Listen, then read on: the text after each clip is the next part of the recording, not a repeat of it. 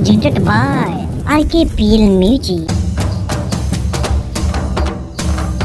माँ digital recording studio पोझी परसा। ताले सूत भइले ता जनवा तारी के ओढ़ के तारी के ओढ़ के ता जनवा तारी के ओढ़ के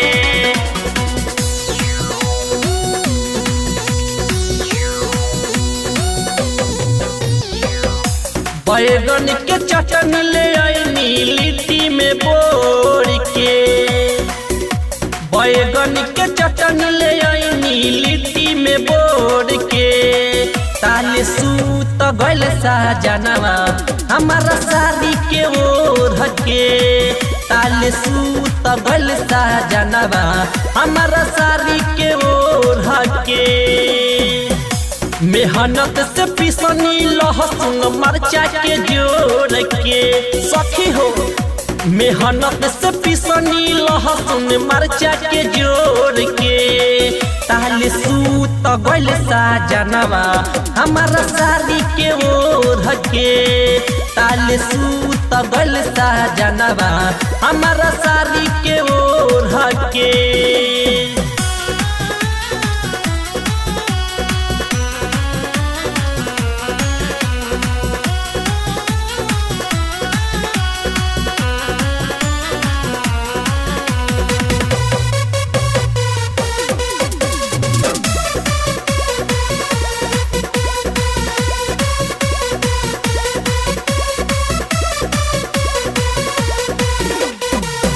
शौक से बनैले रहनी खैले न पिया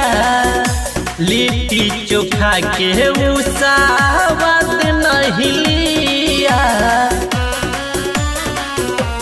सुना ना शौक से बनैले रहनी खैले न पिया लिट्टी चोखा के उसावत नहीं लिया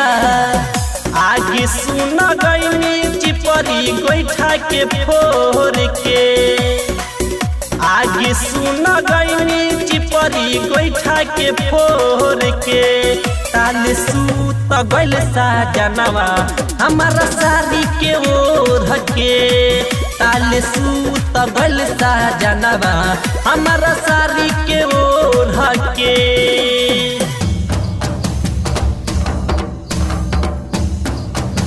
Music by W.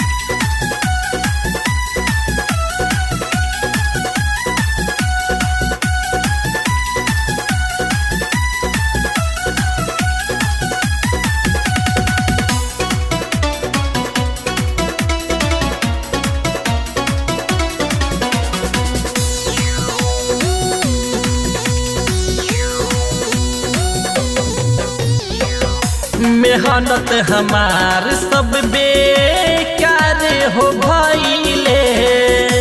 हमारो सजनवा बिना खैले सुत गइले सुन ना मेहनत हमार सब बेकार हो गइले बबलू सजनवा बिना खैले सुत गइले राजेश दरा पलकी चल गइले छोड़ के राजेश दरा पलकी चल गइले छोड़ के ताले सूत गइल साजनवा हमारा साड़ी के ओढ़ के ताले सूत गइल साजनवा हमारा साड़ी के ओढ़ के बैगन के चटनी ले आईनी लिट्टी में बोर के बैगन के चटनी ले आईनी लिट्टी में बोर के ताले सूत गइल साजनवा हमारा साड़ी के ओढ़ के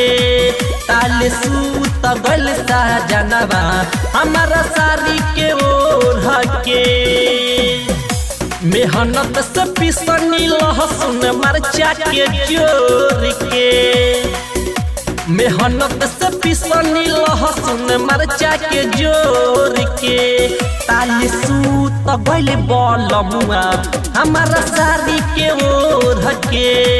ताली सूत गइल साजनवा हमारा साड़ी के ओर के का कहीं सखी सारा कोयल धैल बेकार हो गई।